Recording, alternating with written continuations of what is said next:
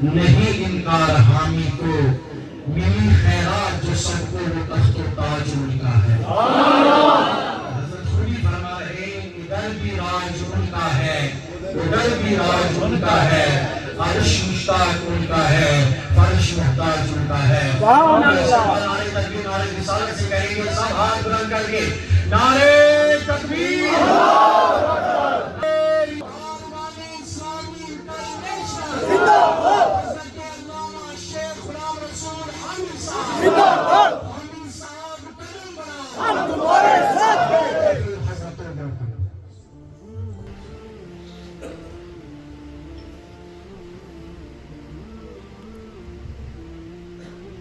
بسم اللہ الرحمن الرحیم. اللہ کے ساتھ تعظیم و احترام و افتخار علماء بارگار تشریف فرما حضرت مکرمی مولانا طارق رضا قادری صاحب امام و خطیب مرکزی جامع مسجد دراس مسجد غوثیہ مولانا شبیر صاحب مولانا فاروق صاحب بشمول محترم سید مبارک نقوی صاحب حاجت الطیف خان صاحب دور و دراز علاقہ جات سے تشریف لائے ہوئے ناظرات سوشل میڈیا پلیٹ فارم اور ٹیلی ویژن کے ذریعے سے اس خطاب کو سماع کرنے والے ہزار عاشقان رسول علیہ السلام سمیت تمام احباب اہل سنت تمام مسلمانوں کی خدمت میں السلام علیکم ورحمۃ اللہ تعالی وبرکاتہ. تاکہ نزدیک نزدیک ہیں تاکہ لوگ سن پائیں. الحمدللہ رب العالمین والعاقبۃ وعلى آلہ الطیبین الطاہرین واصحابہ الکرام اجمعین. اما بعد قال اللہ تبارک و تعالی فی الکتاب المبین اعوذ باللہ من الشیطان الرجیم بسم اللہ الرحمن الرحیم.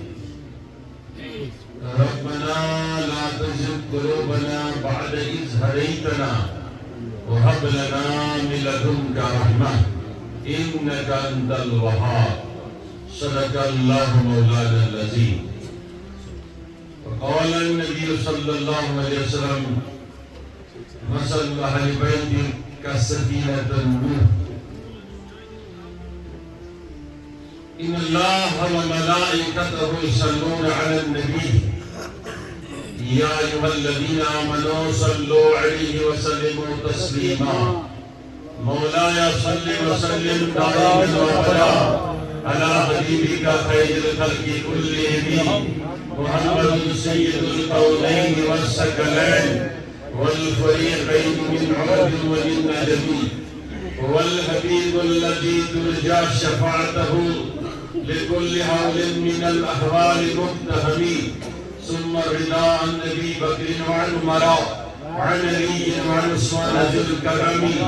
يا رب بالمصطفى بلغ مقاصدنا واغفر لنا ما مضى يا واسع الكرم واغفر لنا ما مضى يا واسع الكرم واغفر لنا ما مضى يا واسع الكرم. زہرا ہے پلی جس نے حسین اور حسن کو تیرے نسل پاک میں ہے بچہ بچہ نور کا تو ہے ہی نور تیرا سب گرانا نور کا. انہیں جانا انہیں مانا نہ رکھا ملے سے کام. انہیں جانا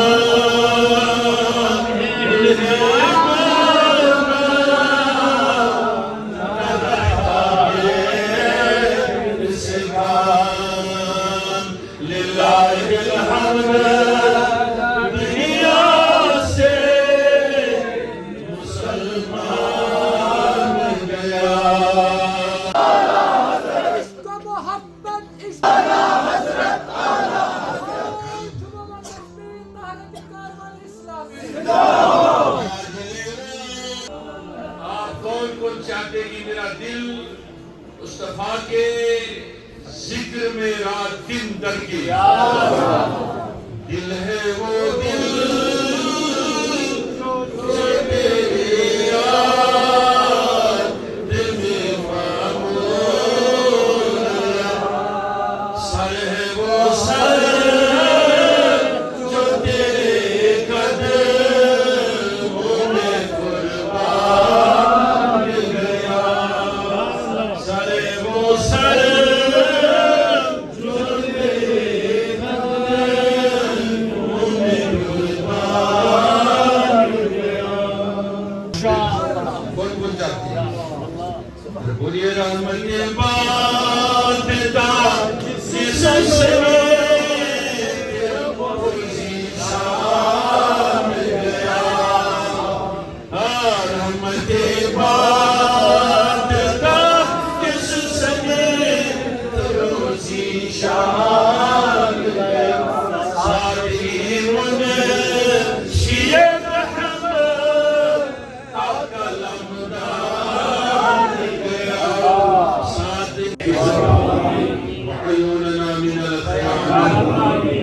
قدمنا على صراط مستقيم واجمعنا على كتاب والسنة مع السلامة والعافية والإيمان.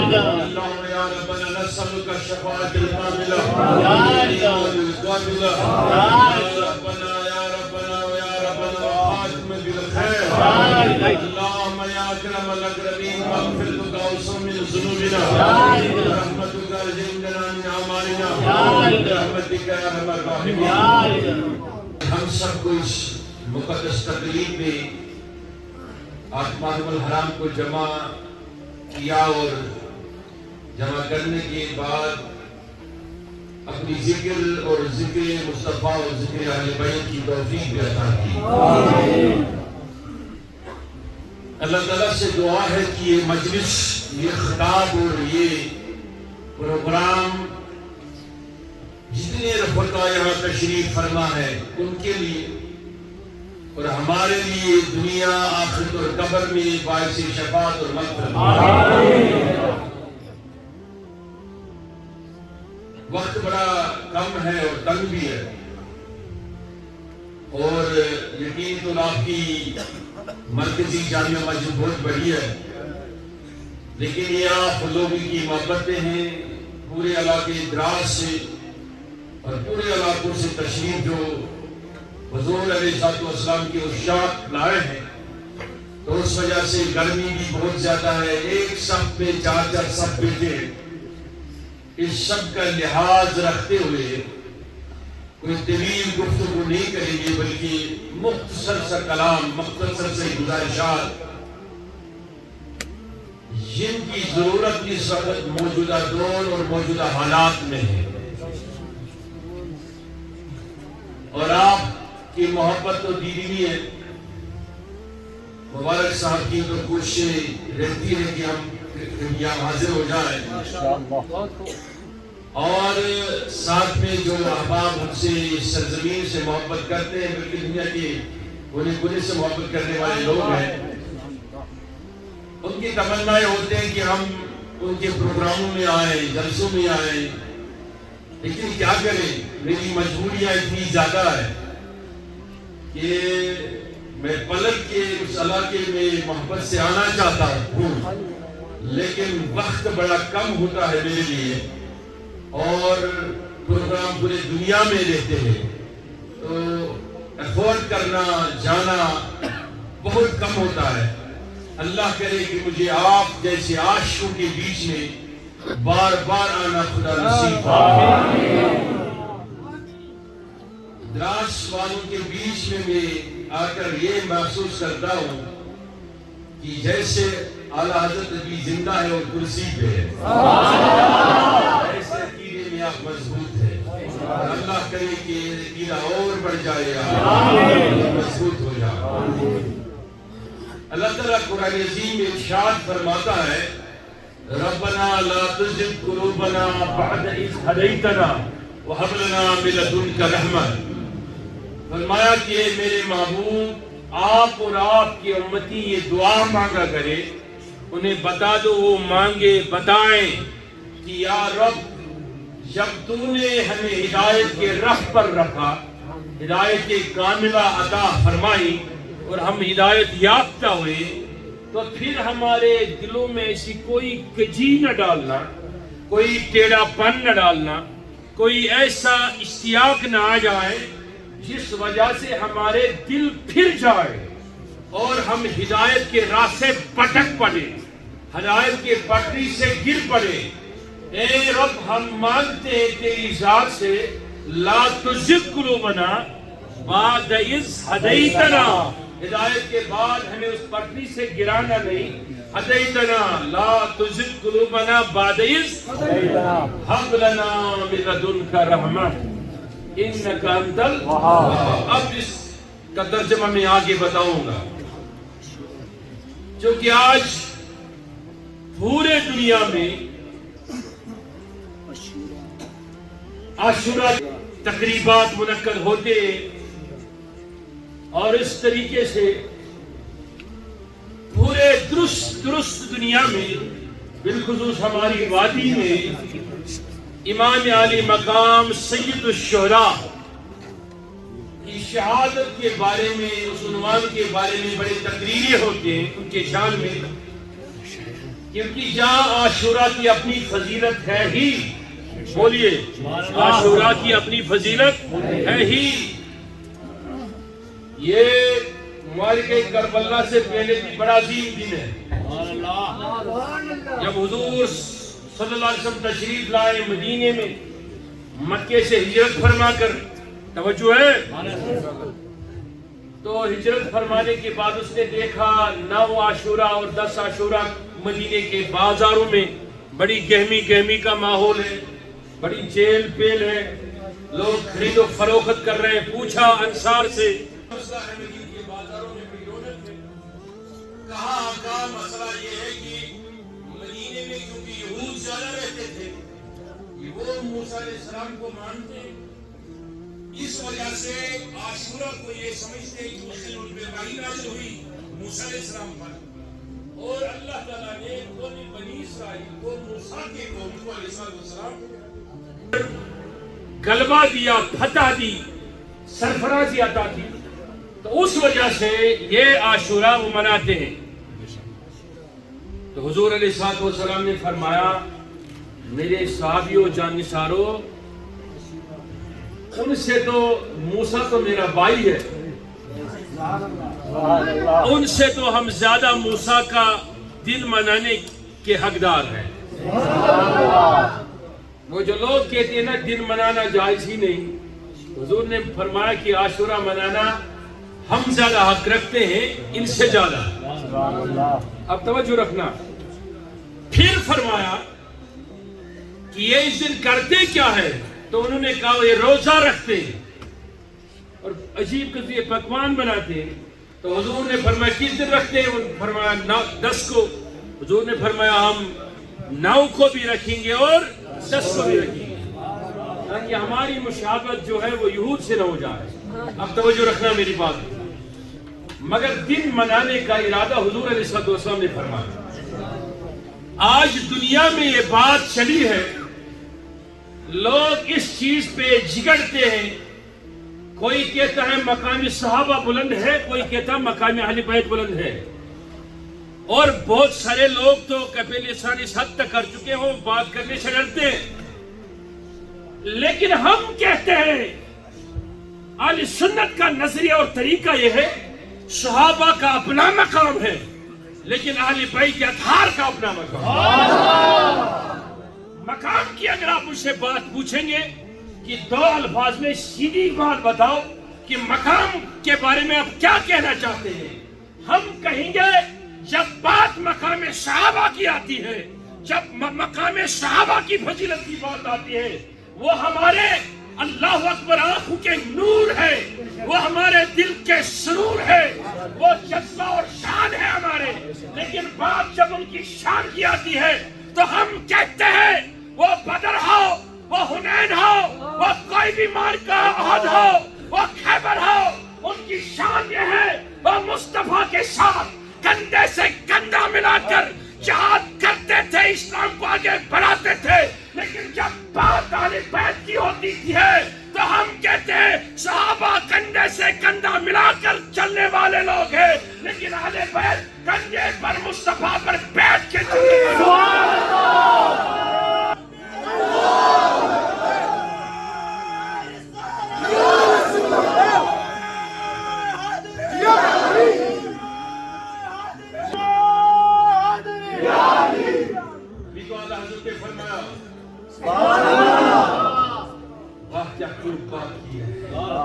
ہاتھ نکالیے سب فرما دے تیرے نسل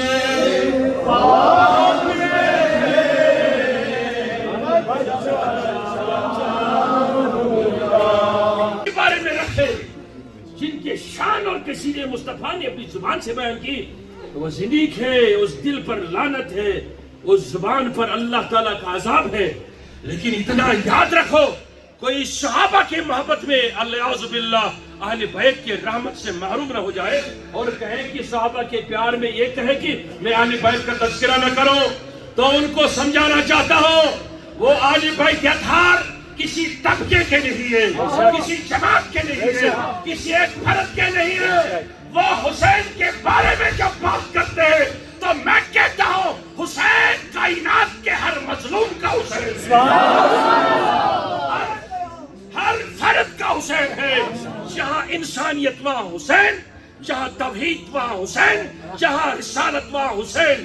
میں کہتا ہوں جہاں حسینیت نہیں وہاں ایک ہی چیز ہو سکتا ہے، اندھیرا ہو سکتا ہے اور کچھ نہیں ہو سکتا. اب توجہ رکھنا، چند باتیں بتا کر میں آگے بڑھوں گا. یہ حسین رضی اللہ تعالیٰ عنہ پڑھے آپ، علیہ السلام پڑھے آپ، اس میں کوئی حرج نہیں. یہ بھی عجیب منطق ہے. مولانا حضرات کی میں معافی چاہتا ہوں، کسی کی تنقید نہیں کرتا ہوں کہ اب اس میں بھی تخصیص ہو گئی. بے شک کہ علیہ السلام کے لیے پیغمبروں کا نام اہل سنت میں مانا جاتا ہے، لیکن اہل بیت اطہار پہ بھی درود السلام پڑھنا اللہ کا حکم ہے، اللہ کے رسول کا حکم ہے. اب سمجھنا میری بات کو. یہ جو حسن اور حسین ہیں رضی اللہ تعالیٰ عنہ اجمعین، ان کے بارے میں آپ اتنا سمجھ لو، جان لو کہ میرے رسول علیہ الصلوۃ والسلام نے انہیں اپنے کندھے پہ بٹھا کر ان کی پرورش کی، تاکہ آپ نے اس حد تک سنا ہوگا حضور خطبہ فرما رہے ہیں اور حسین چل کے مسجد میں آ رہے ہیں اور گرنے کے قرار پر ہے، حضور منبر پہ اتری، اگر تو اس پر پھر آیت اتری اولاد اور اموال کے بارے میں، لیکن حضور نے خطبہ چھوڑا اور حسین کو لا کر اپنی گود میں بٹھایا۔ یہاں آپ نے وہ روایت سنی ہوگی جس کو اجلہ مفسرین نے، اجلہ محدثین نے اپنی کتابوں میں جگہ دی کہ جب حضور علیہ الصلوۃ والسلام نماز میں تھے، سجدے کی حالت میں حسین رضی اللہ تعالیٰ عنہ تشریف لائے، مبارک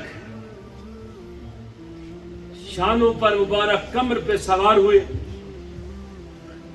حضور علیہ الصلوۃ والسلام نے اپنا سجدہ طویل کیا۔ بعد میں صحابہ نے پوچھا آقا یہ سجدہ طویل کرنے کا حکم ہوا یا کوئی اور مسئلہ ہے؟ فرمایا نہ طویل سجدہ کرنے کا حکم ہوا نہ کوئی اور مسئلہ تھا، یہ میرا حسین آیا تھا سجدے میں میرے اوپر بیٹھ گیا، اٹھ جاتا تو گر جاتا، تو اس لیے میں اس کے خیال میں میری سجدہ طویل کر رہی ہوں۔ اب سمجھنا میری بات کو، ایک لمحے کے لیے سوچو، اس لیے خواجہ معین الدین چشتی علیہ رحمہ نے کیا دو باتوں میں کیا شان بتائی، فرمایا شاہ است حسین، شاہ شان شاہ است حسین، دین است حسین، دین بنا است حسین، مد سرداد نداد دست در دست یزید، حقا کی بقائے لا الہ است حسین۔ ایک لمحے کے لیے سوچو کہ ایسا کبھی نہیں سوچنا، حسین کی عظمت بتانا، حسین کی تعریفیں کرنا، خاتون جنت کی تعریفیں کرنا، مخدوم کائنات کی تعریفیں کرنا، الیاذ باللہ یا الیاذ باللہ الیاذ باللہ، یہ کوئی اور مسئلہ نہیں، یہ بعینی قرآن و سنت ہے۔ جس خاتون کے لیے نبی اپنے منصب سے اٹھ جائے اور اس کو کہے کہ بیٹی فاطمہ آ جا، میرے ماں باپ تم پہ قربان، وہ دیکھو وہ خاتون جنت سیدہ کا مقام کتنا ہوگا۔ ہم تو سیدہ کہتے ہیں، ہم تو کھاتے ہیں ان کے نالین کے در کا خیرات، روشی پہ اپنا تک علم رکھتے ہیں۔ وہ ایسا کیوں ہو رہا ہے، ایسی تربیت کیوں ہو رہی ہے، میں بتاؤں گا آگے جا کے، سمجھنا ہے میری بات کو۔ یہاں تک مظالم برداشت کرنے کی بات آئی، وہ تو صرف ایک ہی بیٹی نے برداشت نہیں کیے، مظالم برداشت کی بات آئی تو عثمانی غنی کو 40 دن کا پیاسا اور بھوکا نہیں رکھا گیا، اس کو بھی تو شہادت ہوئی۔ ظالم تو خالی حسین رضی اللہ تعالیٰ پر نہیں رائے گئے، 12 مرتبہ سے زیادہ امام حسن رضی اللہ تعالیٰ کو زہر کھلایا گیا، مبارک کلیجہ ٹکڑوں سے باہر آ گیا۔ کون امام، جس امام کی آپ تقلید کر رہے ہو نا، امام اعظم ابو حنیفہ کی، میری بات سمجھ رہے ہیں، وہ 6 مرتبہ جیل گئے، بالآخر جیل میں ان کی شہادت ہوئی، ان کی ساری پسلیاں توڑی گئی اور زہر پلایا گیا، کس سے؟ منہ مبارک سے۔ مطلب کیا تھا؟ اصل میں وہی تھا کہ وہ شان آل بیت اور صحابہ میں یکسانیت کہتا تھا کہ ان کی شان بھی بلند ہے اور ان کی شان بھی بلند ہے۔ بات سمجھ رہا میری؟ آپ نے امام احمد بن حنبل کو نہیں سنا، جنہیں کوڑے لگائے گئے، ہر دن 100 کوڑے چوراہے پہ لگاتے تھے۔ ایک دن تہبند جب کھلنے لگا तब शिकवा किया, आका की तरफ रुख किया, कहा मदीने वाले मैंने कभी शिकवा नहीं किया, लेकिन अब तो ऐसे जालिमों के सामने बेआबरू न कर, मेरा तहबंद खुल रहा है, हाथ बंधे हुए हैं, कैसे बांधूं? तो दो नूरानी हाथ जाहिर हुए कि तहबंद उन्होंने संभाल लिया। बाद में पूछा गया किसके हाथ थे? कहा कमली वाले के हाथ। हम लोगों ने अपनी तवारी गुम कर दी है, आप खो गए। जब मदीने के तरफ हिजरत हुई तो हुजूर भी ले गए ना तशरीफ।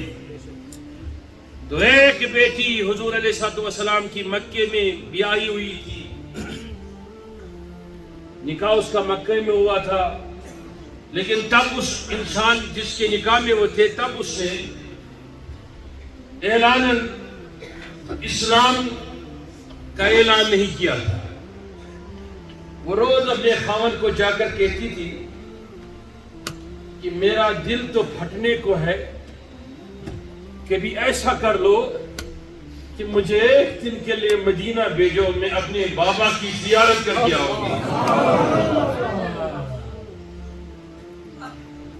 तो उसका मियाँ उससे बोल रहा था कि आप देखते हैं हुजूर और मुशरिकीन मक्का के दरमियान मुआहिदा हुआ है, यहाँ का उधर जाएगा तो उसको बांध के लाते हैं वापस, मैं आपको कैसे भेजूं? जब उसने माना नहीं, तो एक दिन सहरी का वक्त था, समझ रहे मेरी बात को? सहरी के वक्त में उसने देखा एक काफिला मदीना जा रहा है। उसने ऊंटनी पे पर्दे में बिठाकर अपनी बीवी को ला, हुजूर की बेटी काफिला के साथ मिला, कहा इसको मदीना छोड़ना। इतने में खबर मुशरिकीन मक्का को चली, वो शाही निकल आए, काफिला को पकड़ लिया, कहा काफिला वालों हमें आपसे कोई लड़ाई नहीं, लेकिन तुम्हारे साथ मोहम्मद की बेटी जा रही है, हम उसको जाने नहीं देंगे सल्लल्लाहु अलैहि वसल्लम। कैसे रोदात बताऊं आपको, कैसे बताऊं कि मेरे मुस्तफा और उसके औलाद ने हमारे तक दीन पहुंचाने के लिए क्या क्या बर्दाश्त किया। हुसैन अपने जात के लिए थोड़ी शहीद हो गए,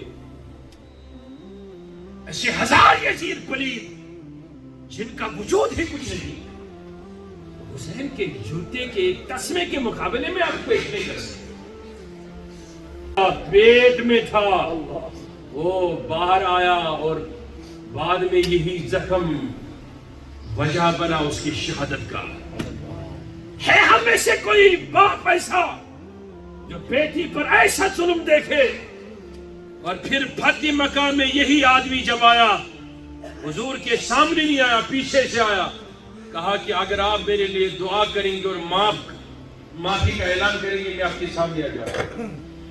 तो उसने फरमाया कि तूने ऐसा किया ही क्या है कि मेरे सामने नहीं आ पाओगे? उसने कहा मैं वही हूँ जिसने आपकी बेटी की मुबारक शिक में विवाह किया था। हुजूर ने फरमाया कि तकलीफ तो मुझे भी हुई, आंसू तो मेरे भी निकल आए, आंसू से मैं भी निडाल हो गया, लेकिन मैंने जिस दिन सुना उसी दिन आपको माफ कर दिया। ये शान रहमत लिल आलमीन है। तो इस तरीके से अगर कोई काम करे दीन को आगे बढ़ाने के लिए, आगे पहुंचाने के लिए, नौजवानों समझना मेरी बात को, समझना उसको तकलीफें आ जाएंगी, उस पर बोहतान लगेंगे, उसको घर से बेघर होना पड़ेगा। इसलिए हुसैन रज़ी अल्लाह ताला अन्हु ने जमाने को पैगाम दिया, लोगों डरना नहीं, खौफ नहीं खाना, खत्म नहीं होना, खत्म नहीं होना, मिट जाना नहीं। वला तहिनु वला तहज़नु व अंतुमुल आलूना इन कुंतुम मुमिनीन। फिक्र न करना, वाला है खुदा का, डरना नहीं, खौफ न खाना, गालिब आप ही आओगे। अगर मोमिन है, सर हुसैन के तरह कट भी जाएगा, लेकिन ज़माना देखेगा, सर कटने के बाद भी क़यामत तक 1000 बार हुसैनियत के नारे लगते जाएगा।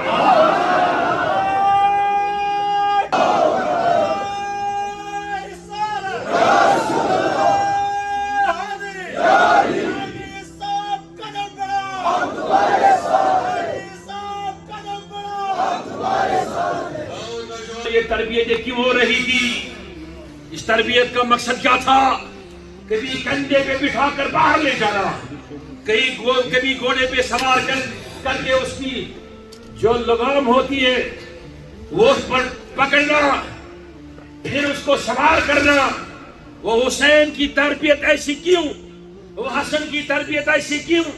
رضی اللہ تعالیٰ عنہما ایسی تربیتیں کیوں ہو رہے ہیں؟ کبھی حضور چبا رہے ہیں اپنے مبارک دہن مقدس میں، اور چبا چبا کر اپنے بیٹوں حسن اور حسین کو کھلا رہے ہیں۔ اب اگر سارے دنیا کے اولیاء کو جمع کیا جائے اور سارے اولیاء کی عظمتوں کو جمع کیا جائے، پھر بھی ایک صحابی کے ایک مقدس کے برابر نہیں بن سکتا۔ ابھی بتا رہا تھا نا میں مقام صحابہ، سن لینا کہ وہ صحابی تھے جب وہ صفیں درست کرتے تھے نا جہاد میں، میدان جہاد میں، نماز میں، جب حضور ارادہ فرماتے تھے کہ میں اپنا تھوک مبارک لعب دہن گراؤں تو نمازیں توڑ توڑ کے اپنے ہاتھ آگے کرتے تھے،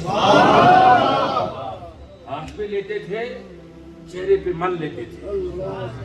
اور میں تمہیں کہیں حدیثیں سنا سکتا ہوں، سبحان اللہ، صحیح بخاری اور صحیح مسلم سے بھی کئی حدیثیں بتاؤں گا کہ جب حضور علیہ السلام وضو فرماتے، مستعمل استعمال شدہ پانی منہ میں ڈالتے تھے، گراتے تھے تو ایک قطرہ آب زمین پہ نہیں گرتا تھا، زمین تڑپتی رہی کہ کبھی مصطفیٰ کا ایک استعمال شدہ پانی کا قطرہ مجھ پہ گر جائے۔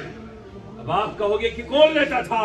فرشتے آتے تھے؟ نہیں، وہ صحابہ آ کر لے جاتے تھے، بینی مبارک کا پانی، اور پھر اس پانی کو کیا کرتے تھے؟ چہروں پر ملتے تھے، پی لیتے تھے، حتیٰ کہ حد اس حد تک ہے ان ائمہ نے تو حضور علیہ السلام کا مبارک بول چھوٹا پیشاب پی لیا۔ حضرت عبداللہ انصاری نے تو حضور علیہ السلام کا مبارک خون پی لیا۔ وہ آیت دم نازل ہونے کے بعد بھی کہاں سے علم پڑھ کے آئے ہو؟ کتنے کتابیں کھولے ہو؟ کیا سمجھتے ہو؟ پھر صحابہ سے پوچھو کہ آپ ایسا کیوں کرتے ہیں؟ قرآن میں حکم ہے، حدیث میں حکم ہے، وہ کہتے ہیں کہ نہ قرآن میں ہے نہ حدیث میں، پھر کرتے کیوں؟ کہا یہی کرتے کرتے تو ہمارا مقام مصطفیٰ کے قدموں تک ہو جا رہا ہے۔ سمجھ گئے میری بات کو؟ یہ آج کے دور کے لوگ جو کسی ولی کو نہیں چھوڑتے، جو کسی عقیدے کو نہیں چھوڑتے، گئے زیارت پر تو شرک کا فتویٰ، کہا حضور کے بارے میں کیوں نہیں اللہ تعالیٰ کا عطائی علم ہے تو شرک کا فتویٰ، ہم نے چوتھا کیا، 40واں کیا، افراد پڑھی، درود حضور پڑھا، کھڑا صلاۃ و سلام پڑھا، کہا یہ تو بریلویت ہے، یہ تو احمد رضا خان کا کام ہے۔ ہم نے کہا یہ تو حقیقی معنوں میں سراج اعظم ہے، صحابہ اور اہل بیت سے لے کے جو حقیقی عقیدہ ہے ہم اسی عقیدے کی ترویج کر رہے ہیں۔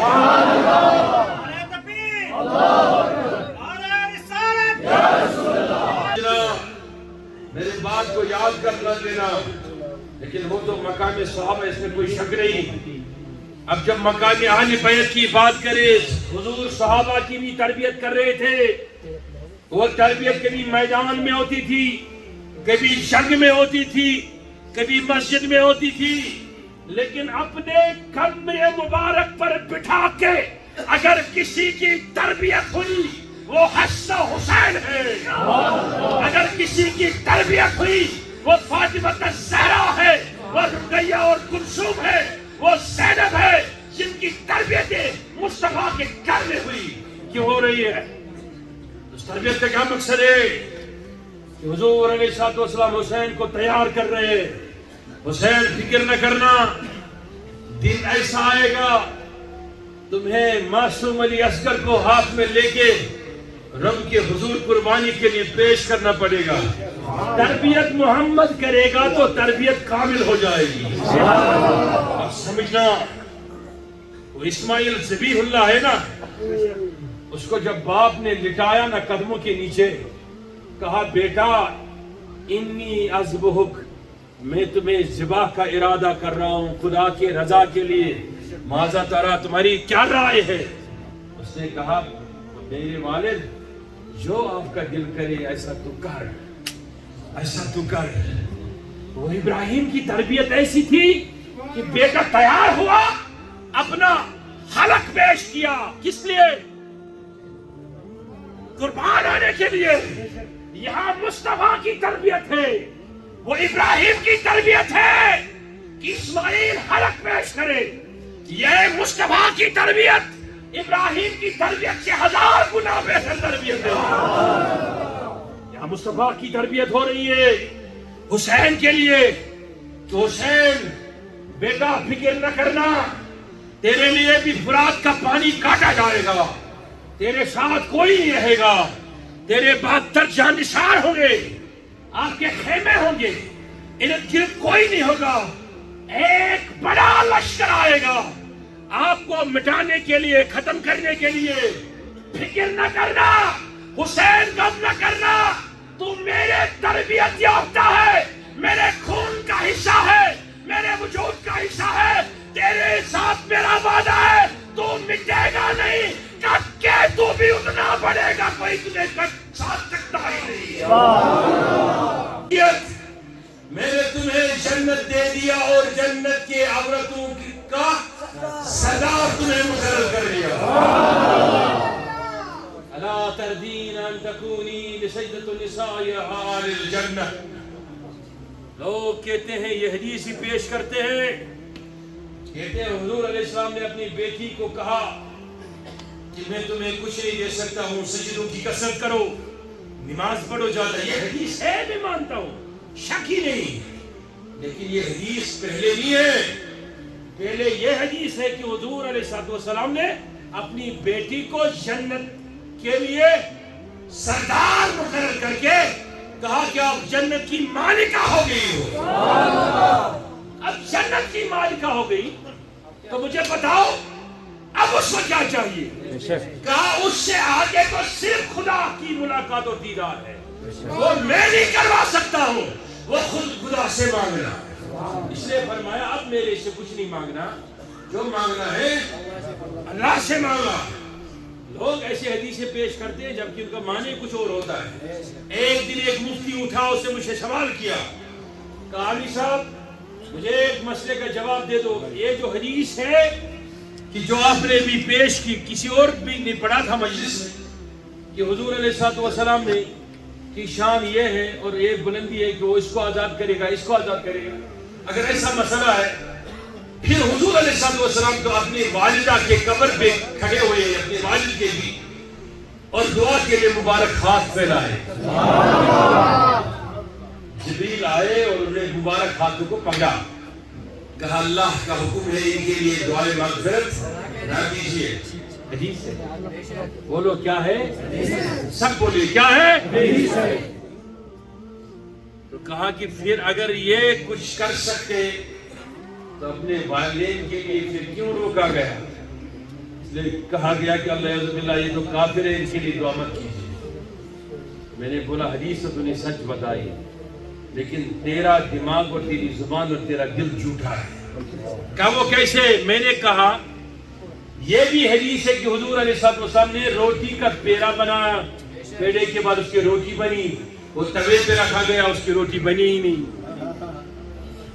حضور علیہ السلام کا تہبند دھویا گیا، آگ پر سکھانے کے لیے رکھا گیا، وہ سکھائی نہیں۔ یہ انس کی روایت ہے رضی اللہ تعالیٰ عنہ کی، حضور علیہ السلام نے حضرت جابر کے ہاں جب کھانا تناول فرمایا تو جس دسترخوان پہ کھانا کھایا اس سے اپنا مبارک ہاتھ پونجھ لیا، تو اس دسترخوان کو بعد میں دھونے کی ضرورت بھی نہیں پڑی، اس کو آگ میں ڈالا جاتا تھا، وہ میل کا چیر دور ہوتا تھا لیکن دسترخوان جلدان نہ تھا۔ میں نے بولا نادان، تمہیں اتنا بھی سمجھ نہیں آیا کہ ایک لمحے کے لیے حضور دسترخوان کو مس کرے اور وہ آگ سے نہ جلے؟ جس ماں کے پیٹ میں 9 مہینہ رہا اس سے آپ کیا کر سکتی ہے؟ روکا. میں نے کہا میرا تو اس پہ یہ دلیل ہے. روکا اس لیے کہا مصطفیٰ اپنا وقت یہاں ضائع مت کیجئے, یہ بھائی نہیں جنتی ہے, گناہگاروں کے لیے سفارش کے لیے دعا کریں. ہاں سر وقت کیجئے. او ہاتھ نکالے نوجوانوں, یہ تربیت جو ہو رہی ہے, یہ تربیت کیوں ہو رہی ہے, کس لیے ہو رہی ہے؟ اس لیے حسین دین کے لیے کام آئے. پیغمبر پیچھے کوئی چھوڑتا نہیں اپنے اولادوں کو, اس لیے تربیت دے کر ٹرین کرتا ہے کہ وہ دین کو بچائے.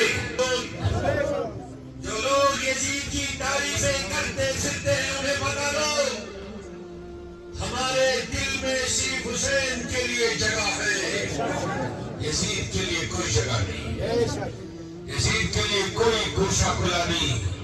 وہ جنہیں لگتا ہے کہ ہمیں یزید کی سنگت اختیار کرنی ہے انہیں بولو وہ یزید کے لیے کہے بات کر, لیکن ہم بات کریں گے حسین کے لیے, حسین کے گھرانے کے لیے, صحابہ اور آل بیت گھر کے لیے بات کریں گے. ہم یہ نہیں کہتے ہیں لوگوں, ہاتھ اٹھا کے میری بات سمجھنا, جو یہ کہتا ہے کہ میں الیاذ باللہ الیاذ باللہ الیاذ باللہ حسین کو نہیں مانتا, میں اس کو کہتا ہوں کہ وہ نبی ہی کو نہیں مانتا. کیسے ممکن ہے جس کی تربیت حضور کرے اور آپ کل کہے کہ میں اس کو نہیں مانوں گا؟ کیا یہ تربیت میں کمی ہے نا؟ الیاذ باللہ الیاذ باللہ الیاذ باللہ. وہ تربیت کیوں ہو رہی ہے, اس لیے ہو رہی ہے.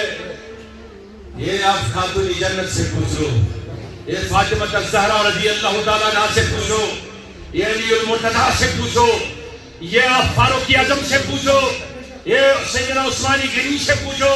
وہ تربیت کیوں ہو رہی ہے؟ ایک نہیں درجنوں جواب ملیں گے کہ تربیت اس سے ہو رہی ہے کہ حسین کو اس مقتل کے لیے تیار کیا جا رہا ہے, یا حسین کو ایسی عظمت دکھانی ہے, ایسی شان بلند کرنی ہے کہ رہتے دنیا تک سارا کفر الہاد مٹ جائے گا, اگر زندہ رہے گا تو نام حسین زندہ. ضروری ہے. پہلی بات یہ ہے کہ جب تک زندہ رہو حضور کا دامن نہیں چھوڑنا. اور پھر حضور نے فرمایا کہ میرے اہل بیت جو ہے وہ نوح علیہ السلام کی سفینی کشتی کی طرح ہے, جو اس میں سوار ہوا وہ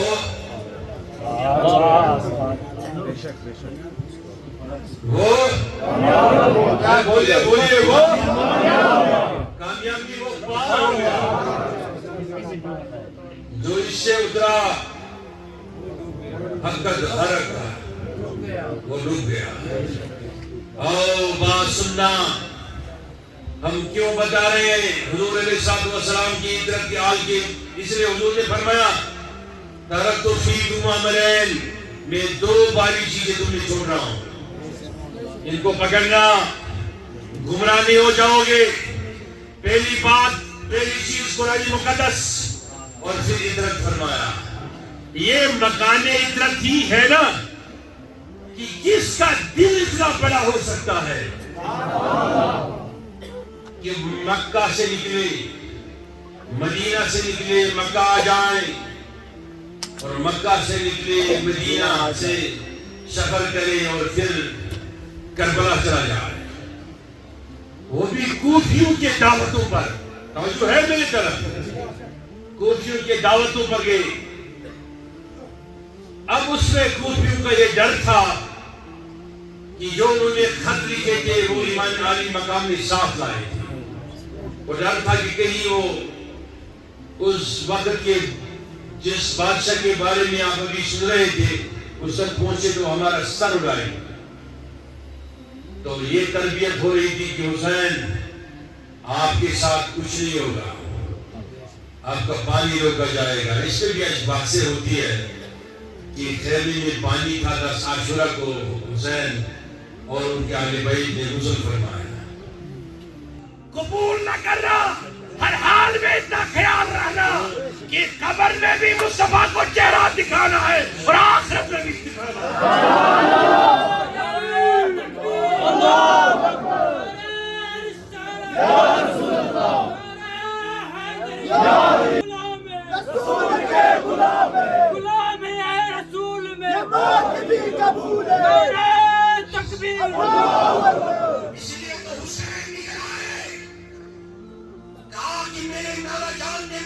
یہ کس نے کی؟ میرے کیا دیکھنا ہے؟ حشر میں دیکھنا ہے. ادھر لات و لعال کا شکار علیہ باللہ ہو جاؤ تو جواب کیا دوں؟ بہت سارے لوگ ہیں جو اخبارات میں آج کل لکھتے ہیں، جو ٹیلی ویژنوں پہ تقریریں کرتے ہیں، جو سوشل میڈیا پر بولتے ہیں. کیا وہ کہتے ہیں کہ یزید نے قسطنطنیہ فتح کیا، وہ اس جہاد میں جانے والوں کو جنت کی بشارت ہے. وہ کبھی اٹھ جائیں اور بات کرے، ہم ان کو جواب دے دیں گے. بات سننا اور سمجھنا اس بات کو. ٹھیک ہے، ہم نے مانا کہ قسطنطنیہ میں جانے والوں کو جنت کی بشارت ہے، لیکن یہ بھی تو بشارت ہے. حضور نے فرمایا من قال لا الہ الا اللہ دخل الجنہ، جس نے لا الہ الا اللہ پڑھا وہ جنت میں داخل ہو گیا. کسی نے صبح اٹھ کے لا الہ الا اللہ پڑھا، دوپہر میں شراب پی، جنت جائے گا؟ شام میں قتل کیا کسی بھی گناہ کا، جنت جائے گا؟ لیکن لا الہ الا اللہ پڑھنے کے ساتھ شرائط بھی ہے. اسی طریقے سے جنگ قسطنطنیہ میں جانے پر بشارت جنت ہے، لیکن اس کے کچھ شرائط ہے. جس حسین کو نبی نے پالا، پوسا، بڑا کیا، اس پر آپ علیہ باللہ بے حرمتی کا فتویٰ بھی دیں گے اور تکلیفوں میں بھی ڈالیں گے اور ظلم بھی ڈالیں گے. تو آپ رہتا ہے کون کس تعلق میں اسلام کے ساتھ ہے؟ نوجوانوں نکالیے بات کو. ہم سیدھا کہتے ہیں، جو لوگ بھی آج اس دور میں یہ نہیں سمجھیں گے کہ ہمیں اپنے دین اور ایمان کی حفاظت کرنے ہیں، تو ان پر میں افسوس تو ہی کہوں گا، افسوس ہے. اگر آپ باقی حسین ہاتھ اٹھا کے میرے ساتھ حل کر لو، جو اسلام کا چھوڑا ہوا طریقہ آپ کے لیے ہے سنت کا، اس سے کبھی منہ نہ بولنا، اس سے کبھی منہ نہ بولنا. کیونکہ حسین جب تشریف لائے کربلا میں تو یہ اسی کے لیے تیار تھے. اگر اس کو پتا تھا 72 لوگ تھے. کتنے؟ 72. سنیے گا کتنے؟ 72. اور ہزاروں کا لشکر ایک طرف تھا. 72 لوگ. یہ عقل کے خلاف ہے، قیاس کے خلاف ہے. جب امام عالی مقام نے ان کے سامنے شرطیں پیش کیے نا، وہ کیا شرطیں ہیں؟ کسی کی نماز میں نہیں جانا.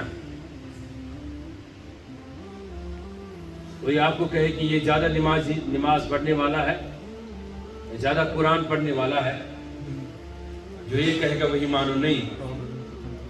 حضور علیہ السلام نے خوارج کے بارے میں جو بخاری میں باب ہے، حضور نے فرمایا یہ جو خوارج ہے نا وہ اتنی نمازیں پڑھیں گے. صحابہ سے فرمایا کہ آپ کہو گے کہ ہم نے تو اتنی کبھی پڑھی ہی نہیں. کہا ان کے حلق کے نیچے قرآن اور دین نہیں اترے گی. آج کے دور میں تمہیں بہت دعوتیں ملیں گی، لیکن ایک دعوت دل میں بٹھانا، وہی حسین کی دعوت ہے، وہی حسن کی دعوت ہے، وہی عبد القادر جیلانی کی دعوت ہے. اس دعوت کو ہاتھ سے نہ چھوڑنا، اس میں رہنا، چلنا اس پر کہ سخت وقت آئے دین سے، اپنے عقیدے سے کترانا نہیں، اچکنا نہیں. اس وقت حسین کو یاد کرنا، حسین کی والدہ کو یاد کرنا، حسین کے بابا کو یاد کرنا، جو مسجد میں ہے، نماز میں ہے، وار ہوا، فجر میں شہادت ہوئی. پانی کی تڑپتے ہوئے سچ بولنا. اندر سے دل میں کچھ اثر ہوتا ہے کہ میں اس کو پانی پلاؤں، ہوتا کہ نہیں؟ وہ علی اصغر حسین کا جگر گوشہ یوں کر کے اس سے جب اٹھایا، باہر لایا، پھر وہ پانی کے لیے استفسار کیا نہیں کیا، اس کا کوئی مضمون میرے پاس نہیں. وہ ایک الگ مضمون ہے کہ بھی اس پر بات کریں گے. لیکن جو ہی پیش کو کیا، سامنے لایا، تو وہ اس دشمن کے طرف سے وہ تیر چلانا، وہ چھوٹے 7 مہینے کے بچے کے حلق میں نکلا. آپ سنی ہو، صحیح عقیدہ ہو، ہاتھ اٹھاؤ.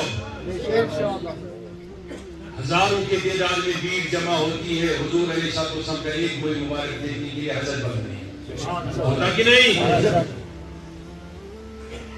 لیکن وہاں حضور علیہ الصلوۃ والسلام کا جگر گوشہ ہاتھ میں تیر چلایا، اس نے سیدھا حلقے میں لگا، یوں آسمان کی طرف حسین نے اٹھایا، کہا میرے خدا اب تو راضی ہونا مجھ سے،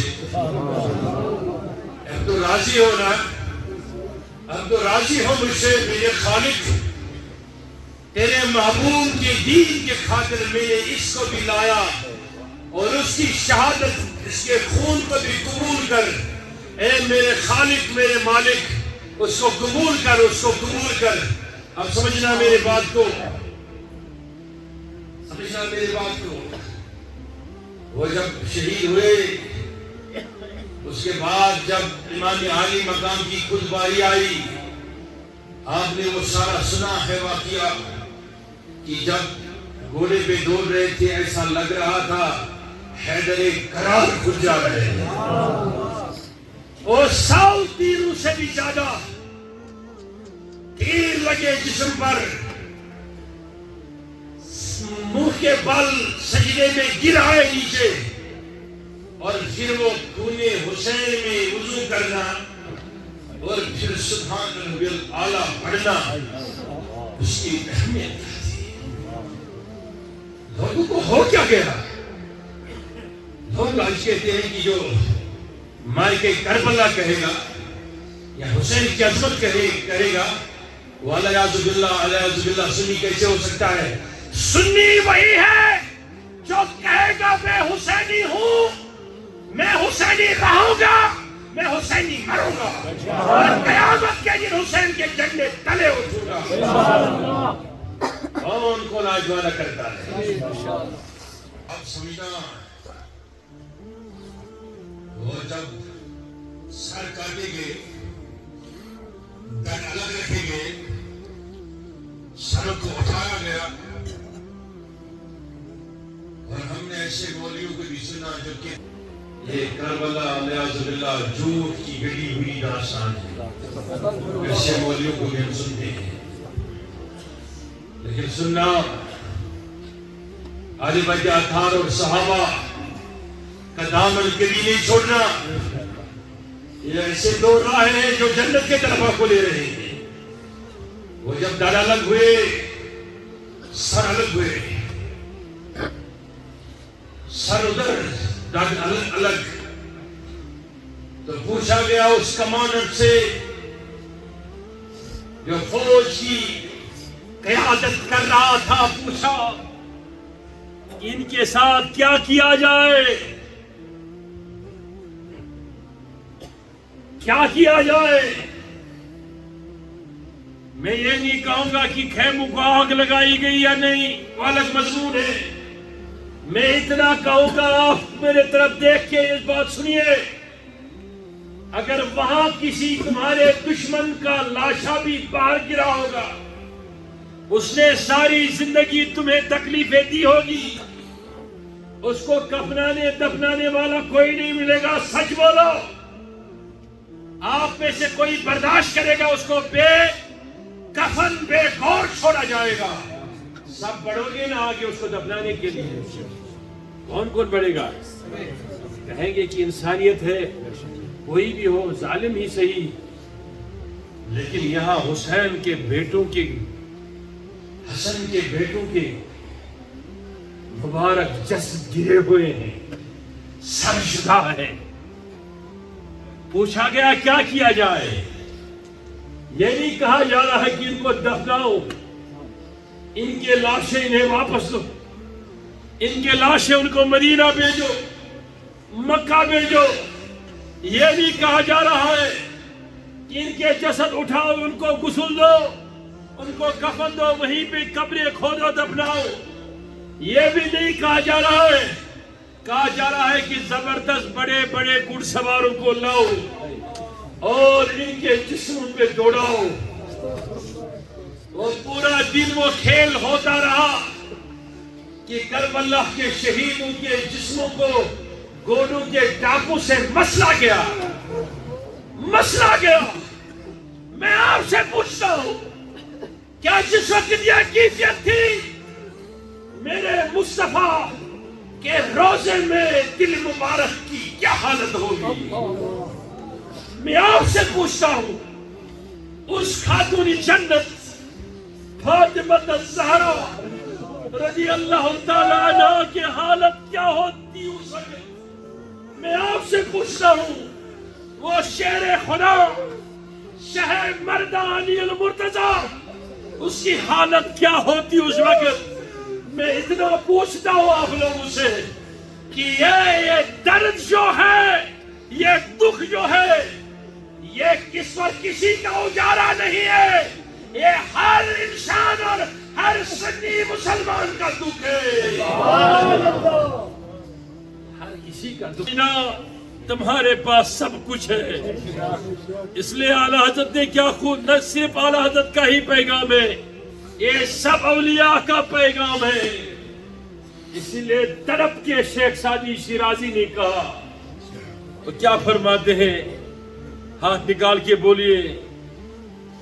وہ فرماتے ہیں کیا؟ الہی بہار گئی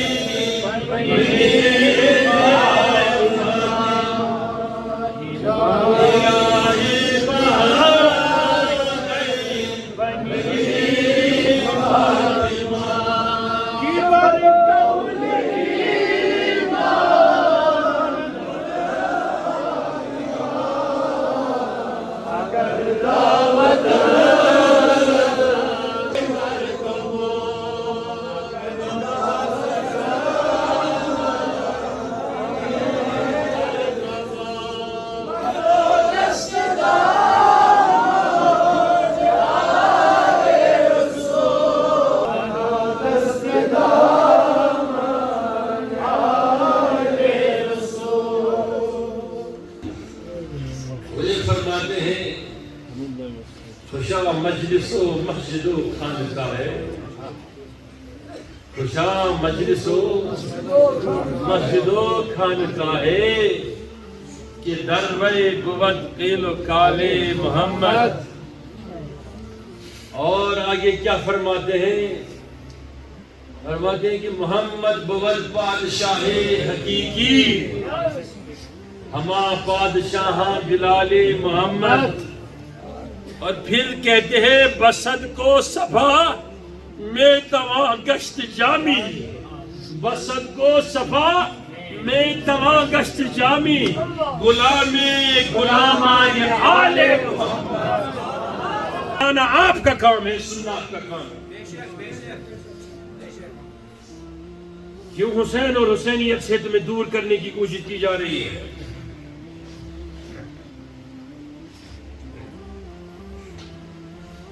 مدب کے دائرے میں داستان اہل بیت سناتے ہیں، یہی ہمارا ایمان ہے.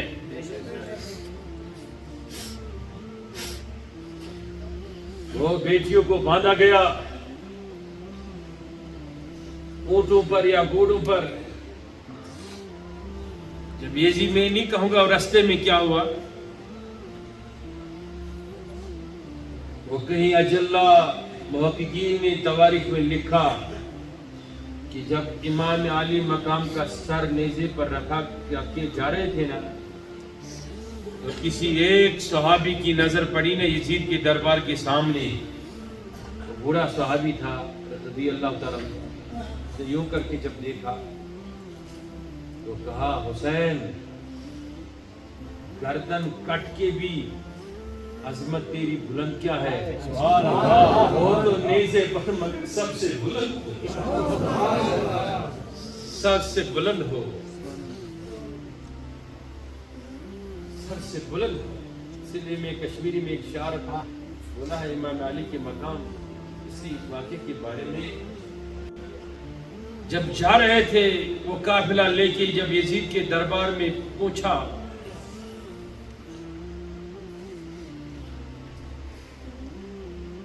یزید کے سامنے امام علی مقام کا سر رکھا گیا. ایک تشتری میں ایک تشت میں یزید نے یوں کر کے علیہ باللہ اسی تواریخ میں صحیح لکھا، یوں کر کے چھڑی اٹھائی اور علیہ باللہ حسین کے لبوں پہ ایسے مارنے لگا اور کہنے لگا کہ اب پتہ چلا میں نے آپ کے ساتھ کیا کیا۔ اتنا سننا تھا، ایک لاغر بوڑھا صحابی کھڑا ہو کہا یزید لعنت ہو تم پر، میں نے اپنے آنکھوں سے دیکھا قیامت کے دن فاطمہ الزہرا کی شفاعت ہے، حسن و حسین کی شفاعت ہے، کسی مولوی اور مفتی کی شفاعت نہیں ہوگی۔ اس لیے دامن مبارک رکھ پکڑنا اور میری اس بات کو بطوری میسج پوری دنیا میں لے جاؤ۔ میں آپ کو کہوں گا کہ جو حسین کے در کا باغی ہے وہ ہر ولی کا باغی ہے، وہ ہر امام کا باغی ہے، وہ ہر امام کا باغی ہے۔ چاروں امام حنفی، شافعی، مالکی، حنبلی اس بات پر متفق ہے کہ جو امام علی مقام کے شان میں ذرا پر بھی دل میں کچھ رکھتا ہے وہ مسلمان نہیں ہے، جو یزید کے لیے محبت دل میں رکھے وہ بھی مسلمان نہیں ہے۔ اٹھاؤ ہاتھ سارے اور وعدہ کر لو آج اس مسجد میں، کیا پتا ہماری ملاقات پھر ہوگی کہ نہیں، کیا پتا ہم ایک ساتھ جمع ہو جائیں گے کہ نہیں، لیکن آج وعدہ کر لو کہ جب تک زندہ رہو گے اپنے بچوں کو اسی ناموس والے نقش قدم پر چلانا کبھی سب وعدہ کرتے ہیں انشاءاللہ۔ اسی وعدے کے ساتھ میں اجازت لوں گا آپ سے کہ اللہ تعالیٰ آپ کو کربلا اور شہدائے کربلا کے جذبے میں زندہ رکھے اور سرشار اسی عظمت سے کرے، اور آپ کو دنیا میں اور ہم سب کو دنیا میں آخرت میں فاطمہ الزہرا کی شفاعت نصیب فرمائے، اور ہمیں کبھی اس در سے معروم نہ کرے، کبھی اس در سے ہمیں دور نہ کرے۔ لیکن ساتھ میں گزارش ہے کہ میں خالق ہوں، کاروان اسلامی انٹرنیشنل ایک جماعت ہے جس سب کو بخش دے، جن کے ہاں بے روزگاریاں ہیں بے روزگاریاں دور فرما، جن کے ہاں یا رب بیماریاں ہیں بیماریوں کو دور فرما، جن کے ہاں مشکلات ہیں مشکلاتوں کو دور فرما۔ ایک مرحوم محمد حیات خرگو سے یہ ایکسیڈنٹ میں انتقال ہو گیا، اللہ تعالیٰ اس کی شفا قیامت کے لیے حضور شفا عطا کرے اور اللہ تعالیٰ اس کی مغفرت کرے، اس کی قبر پر نور ہو، اس کے گھر والوں کو اللہ تعالیٰ جذبہ اور پھر صبر عطا کرے۔ جنہوں نے دعاؤں کے لیے نام لکھوایا ہے سب کے نام تو نہیں لے سکتے، وقت بہت کم ہے۔ یہ دعائے شفا کے لیے اللہ شیخ صاحب نے لکھا ہے، اللہ تعالیٰ شفائی کاملہ دے۔ یہ رازگنج سے یا رشید صاحب بیمار ہے، یا اللہ اس کو بھی شفا دے، وہ جانتا ہے سب کی مغفرت فرما، یا اللہ سب کی مغفرت فرما، جو تشریف فرمائے سب کی شفا دے، یا اللہ بے روزگاروں کی روزگار ہو، یا اللہ بے اولادوں کی اولادیں ہو، آج صدقے حضرت امام حسین یا اللہ سب ہماری گناہوں کی بخشش ہو، ہمارے خطاؤں کو معاف فرما۔ جو سری نگر سے آئے ہیں وہ ہمارے لیکچرر ہے مبارک صاحب، یہ حاضر سے تشریف لائے ہیں کتاب سننے کے لیے، کوئی جامع شریف سے تشریف لایا ہے، کوئی